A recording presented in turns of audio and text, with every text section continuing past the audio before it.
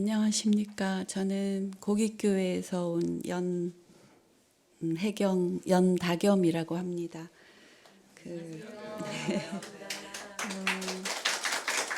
제가 오늘 여러분과 나누고 싶은 이야기는 저의 생각입니다. 그리고 이야기를 준비하면서 이게 과연 맞나? 이런 생각을 많이 하였습니다. 그렇지만 저의 생각이니 여러분이 한번 들어주시고 의견을 주시면 제가 감사하게 잘 받겠습니다. 제가 읽겠습니다. 오늘의 말씀 창세기입니다.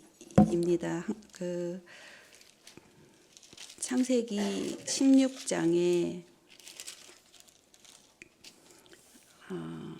13장 말씀이었는데요. 창세기 16장과 21장에 나오는 하갈의 이야기를 읽을 때 여러분은 어떤 생각이 드십니까? 저는 처음에 이 이야기를 믿음의 조상 아브람과 사레를 중심으로 읽으면서 무심코 하갈을 지나쳤습니다. 그러다가 하갈에 관한 두 가지의 해석, 사도 바울의 갈라디아서 4장과 5장, 또 성서학자 필리스 트리블이 쓴 그 공포의 텍스트를 읽었습니다. 저는 이 두 가지 해석을 읽으며 하갈의 이야기를 다시 읽고 숙고하였습니다. 찬찬히 살펴보면서 새롭고 놀라운 하갈을 만나고 발견했습니다. 바울과 필리스 트리블은 하갈을 이해하는 데 저에게 많은 도움을 주었습니다. 그렇지만 저는 그들과는 다른 몇 가지 의견을 가지게 되었고 그 내용을 오늘 여러분과 나누고자 합니다. 제가 부족하지만 이해한 바울과 필리스의 해석을 아주 짧게 요약하면 이렇습니다. 사도 바울은 갈라디아서 4장 21절부터 31절에 걸쳐서 하갈은 육신의 약속으로서의 율법을 상징하고 사라는 하늘의 약속으로서 믿음으로 비유하면서 5장에서는 그리스도인의 자유에 관해 설명합니다.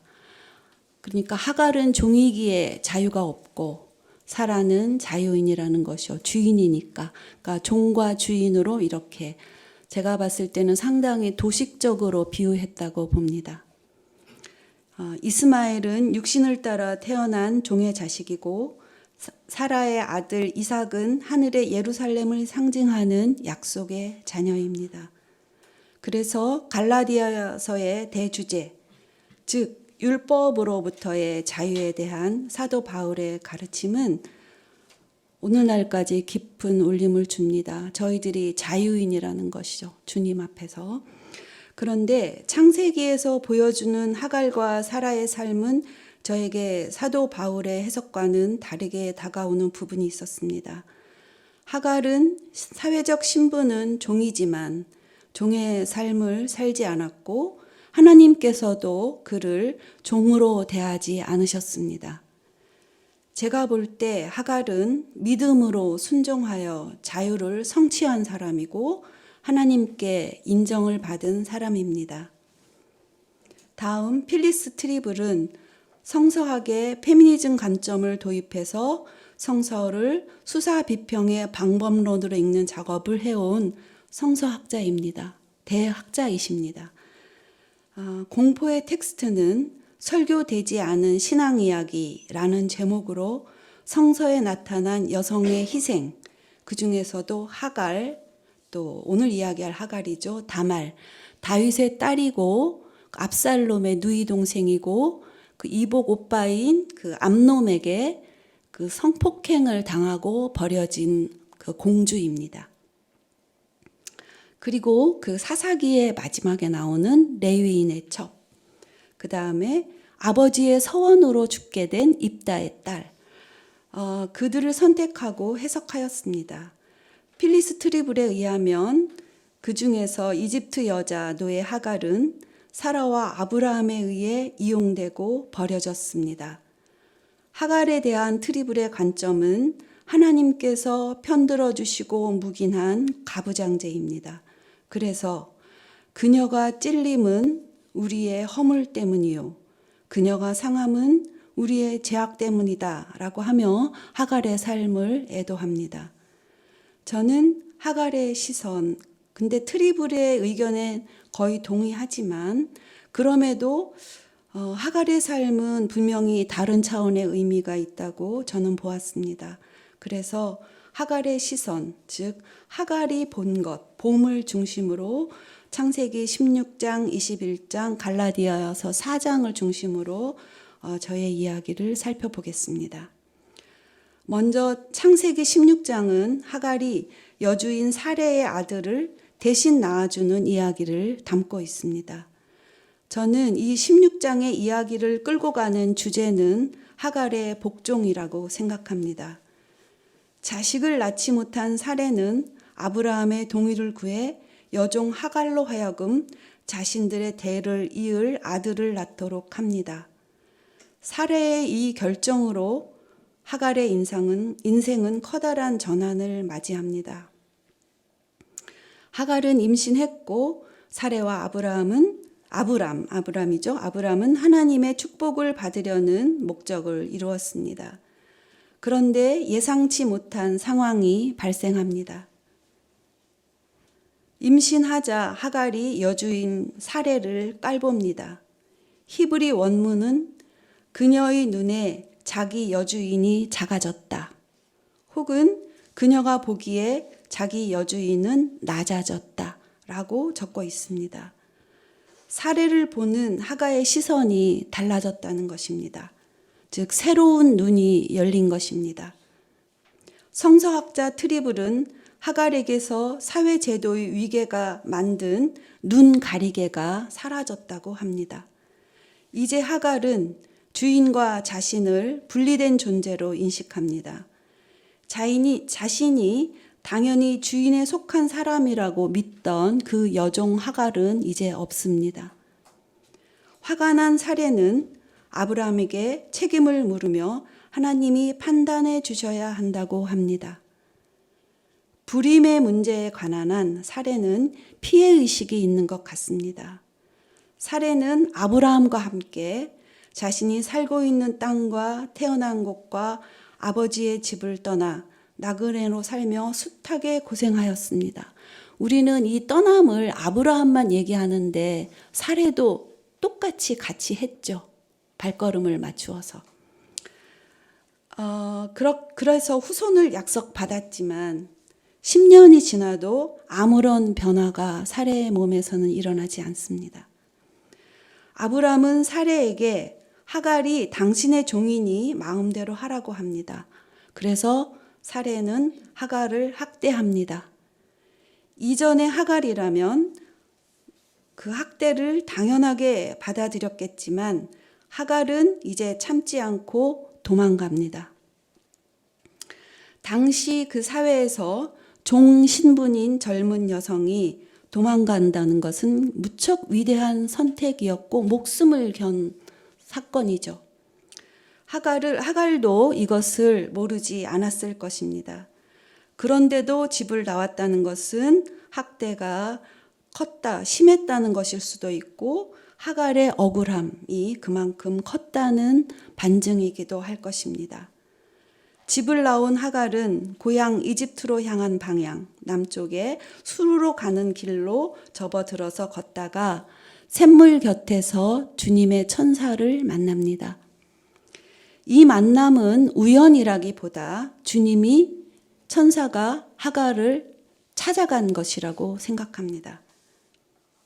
창세기 16장 8절을 읽겠습니다. 주님의 천사가 사레의 종 하갈아, 내가 어디서 와서 어디로 가는 길이냐 하고 묻자 나의 여주인 사레에게서 도망 나오는 길입니다 라고 대답합니다. 천사의 질문은 중의적인 것 같습니다. 장소를 묻는 것일 수도 있고 인생의 방향을 묻는 것일 수도 있습니다. 어디로 와서 어디로 가느냐. 하갈은 여주인에게서 탈출했다고 대답합니다.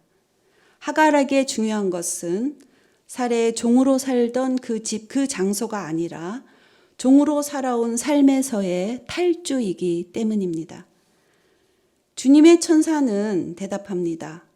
여주인에게 돌아가 그에게 복종하면서 살라고 합니다. 하나님은 그것이 하갈이 가야 할 길, 인생의 방향이라는 겁니다. 필리스 트리블에 의하면 복종하면서 살아라 라고 번역된 그 문구는 히브리 원문에는 그녀의 손 아래에서 괴롭힘을 겪어라 라고 적혀 있다고 합니다. 천사의 말에 하갈은 억울하고 분했을 것 같습니다. 이제 탈출해서 자유를 얻었는데 도로 돌아가라고 하니까요. 하갈의 이 마음을 알았는지 천사는 그에게 많은 자손을 주겠다는 약속을 합니다. 그리고는 아들의 탄생, 아이의 이름 짓기, 아이의 미래에 대해 알려줍니다. 이른바 수태고지입니다. 그리고는 하나님이 내가 고통 가운데 부르짖는 소리를 들었다며 아들의 이름을 하나님께서 들으심이라는 의미의 이스마엘이라고 지으라고 합니다. 그런데 성경 내용을 찬찬히 뜯어보면 하갈은 고통으로 부르짖지 않았습니다. 그럼에도 이스마엘이라는 이름을 주신 이유는 하갈이 앞으로 겪을 고통을 하나님께서 보고 듣고 응답하시겠다는 그 계획, 그 의도를 알린 것 같습니다. 아직 어리고 젊어서 하갈은 자신에게 닥칠 운명의 매서움을 잘 알지 못하기에 그렇게 대답하는 그 하나님의 마음이 그 대답 속에 스며들어 있는 것 같습니다. 아들 이스마엘이 들나귀처럼 모든 사람과 싸울 것이라는 천사의 말은 이스마엘이 살아가야 할 척박한 생존 환경, 거친 조건을 암시합니다. 천사의 축복을 들은 하갈은 놀라운 대답을 합니다. 오늘의 말입니다. 16장 13절입니다. 내가 여기에서 나를 보시는 하나님을 뵙고도 이렇게 살아서 겪은 일을 말할 수 있다니 하면서 자기에게 말씀하신 주님을 보시는 하나님이라는 이름을 지어 불렀습니다.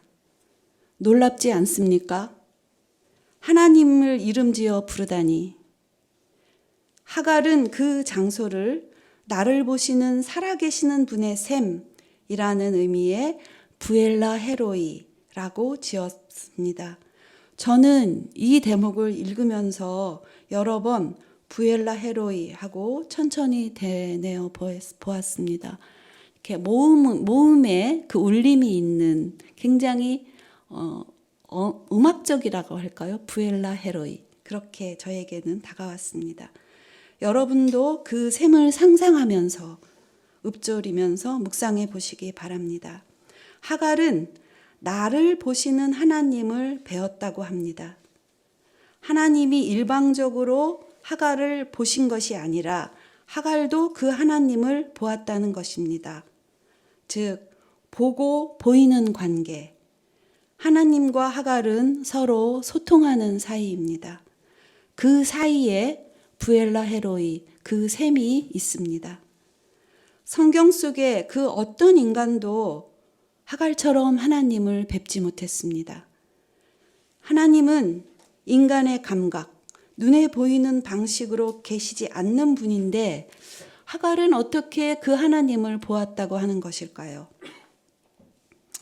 아마도 전인적으로 온 존재로 생생하게 하나님과 일치된 체험, 그것을 보았다고 표현한 것은 아닐까요? 이렇게 맑고 순수하고 또 순전하게 하나님을 부른 인간은 하갈 외에는 없는 것 같습니다. 이 체험, 이 고백으로 하갈은 분명히 변화하였습니다. 하나님은 믿음이 없는 하갈에게 직접 개입하셔서 그를 바꾸어 놓으셨습니다. 이제 하갈은 사레와 아브라함의 집으로 돌아갑니다. 16장에서 하갈은 2번 복종하는 것으로 나옵니다. 처음의 복종은 아브람과 동침하라는 여주인 사레의 말을 따른 것입니다. 종의 신분으로 주인의 명령을 따랐습니다. 두 번째는 주님의 천사의 말에 복종하였습니다. 사레와 아브라함이 자신들의 이익을 위하여 하갈을 이용했고 그들의 집으로 돌아가면 다시 더 크게 학대받을 것을 알았습니다. 하갈은 그 학대의 부당함을 알면서도 주인에게 돌아가 그 앞에 무릎을 꿇었습니다. 이 두 복종은 같지 않습니다. 처음의 복종이 사회적 제도에 의한 종의 행동이라면 두 번째 복종은 하나님을 향한 믿음의 결단입니다. 하갈은 나를 보고 계신 그분 앞에서 자발적으로 복종을 선택한 것입니다. 자유인의 행동입니다. 필리스 트리블은 이것이 종살이의 순환이라고 비판합니다. 그렇지만 저는 하갈의 복종에서 예수님이 떠올랐습니다. 죄 없으신 분이 죄인을 대신하여 십자가에서 극형으로 죽으심, 그건 말입니다. 혹자는 하갈이 자손을 셀 수 없이 많이 주겠다는 그 축복을 받기 위해 복종했다고 해석합니다. 제가 검색해 봤더니 이런 해석이 아주 많더라고요. 그러나 그 의견은 하나님이 어떤 분이신지 전혀 모르는 잘못된 이해라고 생각합니다. 하나님은 결코 그런 복종을 우리에게 원하지 않으시고 그렇게 하고자 하는 인간을 꾸짖으십니다. 하나님을 우상으로 숭배하지 말라는 것입니다. 하나님은 인간과 위협이나 두려움이 없는 주체적이고 자발적인 관계를 원하십니다. 사랑의 관계입니다. 하나님은 인간이 사랑을 이루어가는 그런 존재가 되기까지 참으로 끈기 있게 기다리시고 인내하시고 우리를 훈련시키시며 인간에 대한 믿음을 버리지 않으십니다. 창세기는 성경 전체에 걸쳐 일관되게 흐르는 이 하나님의 이 원대한 계획, 즉 사랑을 구현하려는 커다란 지도가 펼쳐져 있습니다. 그 가장 앞에 이집트 사람 여종 하갈이 있습니다.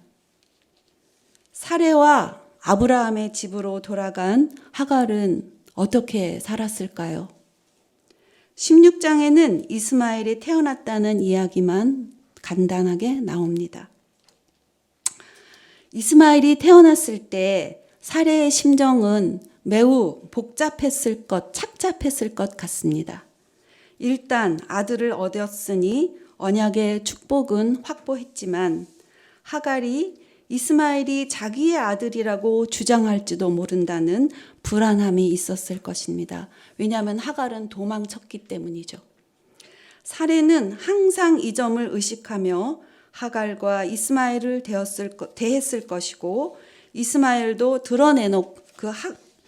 아브람도 드러내놓고 이스마엘에게 그 아버지로서의 관심을 주기 힘들었을 것입니다.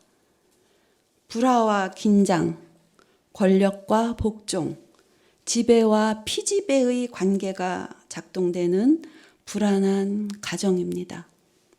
그래도 이 가정의 평온이 유지되었다면 아브람, 사레, 하갈 세 사람 중에서 누가 가장 많은 역할을 했을까요?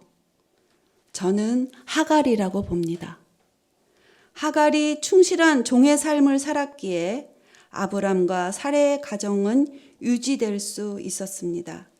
하갈은 아브람과 사레를 섬기며 이스마엘을 키우고 밥하고 빨래하고 청소하며 살았습니다. 아브람과 사레는 하갈의 그 복종으로 자신들의 가정이 유지된다는 것을 몰랐을 것입니다. 그리고 여종이니 당연하다고 생각했을 것 같습니다. 그런데 잠시 생각해 보면 하갈이라고 분하고 그들이 미운 마음이 생기지 않았을 리 없겠고, 일상이 어떤 그런 인내와 핍박을 견디는 것으로만 가득했다면 끔찍해서 그렇게 오랫동안 살아내지 못했을 것 같습니다. 하갈은 그 부엘라 헤로이, 자기를 보듬어 주시는 그분을 마음에 품고 살았기에 가능했다고 생각합니다. 그래서 첫 걸음을 뗀 이스마엘이 달려와서 품에 안길 때, 우물가에서 붉게 물든 그 어떤 저녁 노을을 보았을 때, 자신이 만들어준 음식을 아브람과 사레가 맛있게 먹을 때, 고단한 노동 가운데 퍼지는 잔잔한 일상의 기쁨과 보람을 맛보았을 것입니다. 하나님의 시선 안에서 그분을 보며 하갈은 그렇게 열심히 살아냈습니다. 아브람의 나이 99이 되었을 때 하갈과 이스마엘에 대해 침묵하시던 하나님이 드디어 아브람에게 나타나십니다. 창세기 17장 1절입니다. 나는 전능한 하나님이다.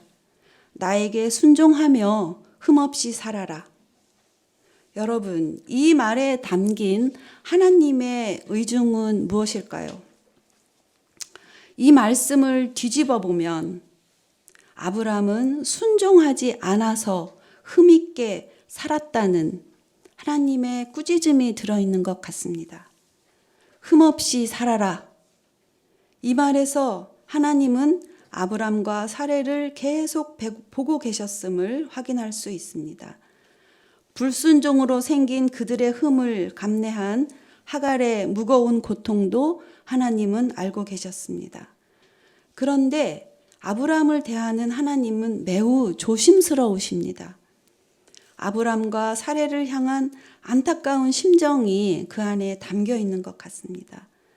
하나님이 25년 동안 계속 자손을 주겠다는 약속만 하시면서 자식을 주지 않은 이유는 뭘까요? 저는 아브람과 사레가 아직 그 축복을 받을 준비가 되어 있지 않았기 때문이 아닌가 그렇게 생각합니다. 그렇지만 더 이상 기다릴 수 없었던, 기다리고 기다리던 하나님은 드디어 아브람은 아브라함으로, 사레는 사라로 이름을 바꾸어 주십니다. 하나님은 진정 두 사람이 바뀌길 바라신 것이죠. 아브라함이 100살이 되었을 때 드디어 90살에 사라가 이삭을 낳습니다. 사라는 이제 아브라함에게 당당해졌고 정말 비로소 웃을 수 있게 되었습니다. 아브라함의 가정은 새로운 국면을 맞지만 내적으로는 해체되는 모습을 보여줍니다. 창세기 21장 8절과 9절입니다. 이삭이 젖대는 축하잔치가 벌어진 날, 이스마엘이 이삭을 놀리는 것을 사라가 보았습니다. 사라는 분노합니다. 새로운 갈등과 사건이 등장을 한 것이죠. 그런데 이스마엘은 왜 하필 그 잔치가 벌어진 날 이삭을 놀렸을까요? 아마도 이스마엘은 13살이니까요. 자신을 위해서는 이런 잔치가 차려진 기억이 없어서 그 동생을 시험한 게 아닐까. 저는 그렇게 짐작을 합니다. 그렇지만 사라에게는 그런 어린 이스마엘의 마음을 헤아려고 볼 눈이 없습니다. 그래서 분노한 것이죠. 자신의 불순종으로 태어난 자식 이스마엘이지만 사라는 그걸 인정하지 않습니다. 10절입니다. 저 여종과 그 아들을 내보내십시오. 저 여종의 아들은 나의 아들 이삭과 유산을 나누어 가질 수 없습니다. 사라는 이스마엘을 이집트 여인 하갈과 아브라함 사이에서 태어난 아들, 더 나아가 저 여종의 아들이라고 합니다. 자신과의 연결고리를 끊어내며 사라는 하갈과 이스마엘을 향한 혐오와 차별을 드러냅니다. 두 사람을 자신의 눈앞에서 없애라고 아브라함에게 요구합니다. 하나님의 그 거룩한 약속이 사라에게는 자신보다 약한 이를 차별하고 제거하는 정당한 수단이 된 것입니다. 필리스 트리블이 가부장제를 무겁게 비판하는 지점입니다. 가부장제는 남자와 아버지, 아들을 중심에 두고 차별과 배제를 통해 위계적 질서를 세웁니다. 그 체계 안에서는 반드시 누군가는 억압받고 고통스럽게 울게 됩니다. 그래서 하나님의 나라와 가부장제는 양립할 수 없습니다. 사라의 요구에 대한 아브라함의 반응은 어떤가요? 그는 이스마엘도 자신의 아들이므로 몹시 괴로웠다고 합니다. 그렇지만 여전히 하갈은 그의 안중에 없습니다. 고민하는 아브라함에게 하나님은 사라의 말을 들어주라고 하십니다. 그래서 하갈은 쫓겨납니다. 근데 이해할 수 없는 것은 아브라함의 태도입니다. 아브라함은 하나님의 돌보심으로 큰 부자입니다. 그럼에도 하갈을 쫓아내며 그가 준 것은 어깨에 멜 정도의 먹거리, 그리고 물 한 가죽 부대 뿐입니다. 정말 아들의 안위를 걱정했다면 부자인데 염소 한 마리라도 주었어야 하지 않을까요? 이스마엘도 한 민족을 이루어 주겠다는 하나님의 약속을 믿으며 어떻게든 살겠지라고 여겨서 그랬다면 아브라함은 최소한의 인간적인 도리도 모르는 어린아이 수준을 벗어나지 못한 사람입니다. 하나님이 이름까지 바꾸어 주셨지만 사라와 마찬가지로 아브라함도 변한 것이 없습니다. 사도 바울은 옛 율법에 매여 있는 사람을 종이라고 하였고 그것을 하갈로 비유하였습니다. 사라는 약속의 자녀 이삭의 어머니로서 자유를 가진 여자라고 하였습니다. 율법과 자유, 믿음에 관한 사도 바울의 설명은 동의하지만 하갈과 사라를 비유한 것은 설득력 있게 받아들이기 어렵습니다. 제가 보기에 아브라함, 사라, 하갈 중에서 믿음으로 하나님의 명령에 순종하여 자유를 성취하고 타인을 섬기며 사랑을 실천한 사람은 하갈입니다. 창세기 21장 14절을 좀 더 읽어보겠습니다. 하갈은 브엘세바 빈 들에서 정처 없이 헤매고 다녔다. 창세기 전체에서 가장 목이 메이는 장면입니다. 빈 들은 생명이 있는 것이 아무것도 없는 죽음의 공간입니다. 살려면 하나님의 임재가 절대적으로 필요한 장소입니다. 그 빈 들에서 죽어가는 자식을 보며 우는 하갈에게 하나님의 천사가 나타나 무서워하지 말아라 하며 하갈을 안심시키고 눈을 밝혀주어 샘을 보여주십니다. 하갈의 눈은 생명이 되어 자식을 살렸습니다. 빈들은 인간을 죽음의 공포에 가두기도 하지만 하나님을 두텁고 절실하게 만날 수도 있는 거룩한 희망의 장소가 되기도 합니다. 저는 빈들이라고 하니까 그냥 딱 오병이어가 생각나더라고요. 예수님이 생각이 나고요. 아브라함의 집에서 쫓겨난 하갈과 이스마엘은 광야에서 살았습니다. 광야, 모든 것이 부족하고 척박하지만 광야에서 더욱 자유롭게 하나님을 보며 그 돌보심을 간구하고 감사하는 시간을 보냈을 것입니다. 이스마엘의 어머니 하갈은 자신을 쫓아낸 아브라함을 그런데도 내치지 않았습니다. 창세기 25장 1절을 보면 아브라함은 175살이 되어 숨을 거두었다고 합니다. 이스마엘과 이삭은 함께 아브라함을 막벨라 굴에 안장합니다. 그러니까 장사를 같이 치러준 거죠. 두 형제가. 13살 터울의 이복 형제는 헤어지지 않고 만나 자식의 도리를 다했습니다. 하갈은 이스마엘을 통해 끝까지 믿음의 조상 아브라함의 가정을 지켰습니다. 만약에 이 생각을 해봤어요. 이스마엘이 13살 때 나갔는데 네 아버지는 이런 사람이야. 우리를 이렇게 이용하고 버렸어. 라고 하갈이 이스마엘을 그렇게 얘기하면서 키웠다면 이스마엘의 마음에 그 아버지가 돌아가셨을 때 장례장에 가고 싶은 마음이 들었을까요? 그렇지 않게 하갈은 키웠다는 거죠, 이스마엘을.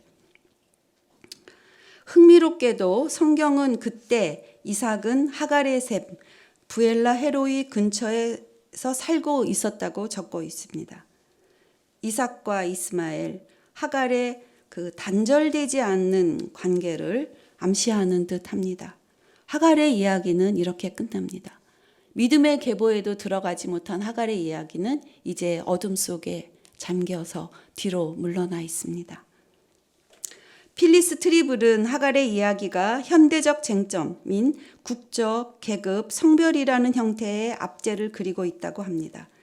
이 이집트 노예 여성은 이스라엘의 허물로 인해 하나님께 치이고 벌받고 고통당했습니다. 그녀가 상한 것은 사라와 아브라함의 죄악 때문이고 그녀가 징계를 받음으로 그들이 온전하게 되었다고 합니다. 그렇지만 저는 하갈은 희생자이지만 거기에 머물지 않고 하나님의 특별한 돌보심으로 인생을 개척해간 여성으로 보고 싶습니다. 창세기 시작에서 사라보다 먼저 자식을 낳았고 하나님을 만난 사람으로 이방인 여종 하갈이 등장하는 것은 매우 큰 의미로 다가옵니다. 하나님은 그 어떤 편견이나 배제 없이 인간에게 그 스스로를 우리에게 드러내 보여주셨습니다. 그런 점에서 트리블은 그 하갈의 특별함에 대해서 이렇게 말합니다. 하갈은 하나님의 사자가 방문한 첫 인물이고 하나님의 이름을 지어 부른 유일한 사람이고 이스라엘의 역사적 기억에서 아이를 낳은 최초의 여인입니다. 수태고지를 처음 들은 인물이고 후손에 대한 하나님의 약속을 받은 유일한 여성이며 죽어가는 이스라엘의 모든 어머니의 원형이라고 합니다. 이스라엘의 특별한 어머니의 원형이라는 것입니다. 여기서 어머니라고 그래서 꼭 그 성별이 여성인 것은 아닌 것이죠. 그죠? 저는 그 어머니는 가부장제에 매여 있지 않은 생명의 원형이라고 생각합니다. 이집트 노예 여성 하갈은 죄 없는 희생자로서 혐오와 차별을 받는 모든 사람을 상징한다는 필리스 트라블의 그 주장에 저는 매우 고무적이라고 생각합니다. 왜냐하면 지금의 현실은 수천 년 역사 속의 창세기와 크게 다르지 않다고 보기 때문입니다. 그 중에서 가장 안타까운 것은 무엇보다도 사회보다 떨어지는 최소한의 인권에 대한 교회의 인식입니다. 대부분의 개신교는 차별금지법을 동성애를 조장하는 법이라고 비판하며 동성애 반대하는 그 기도회를 크게 열었습니다. 10월 27일이었죠. 교회 안에서 하나님의 이름으로 혐오를 조장하며 차별을 믿음으로 정당화하는 현실이 매우 아프고 부끄럽습니다. 하갈은 자기를 보는 하나님을 보며 새로운 눈을 떴습니다. 하나님을 보는 눈은 보여지는 현실을 짐짓 모른 척 질끈 감으며 외면하는 눈이 아닙니다. 하나님이 보여주시는 대로 편견 없는 마음으로 보고자 하고 그분의 이끄심을 따르는 눈입니다. 3번 부인한 베드로를 돌아보았던 그 눈, 어루만지고 감싸 안으며 조용히 약한 자 앞에서 무릎을 꿇는 눈입니다. 이런 묵상을 하다가 눈에 관한 한강 작가의 시를 하나 읽게 되었습니다.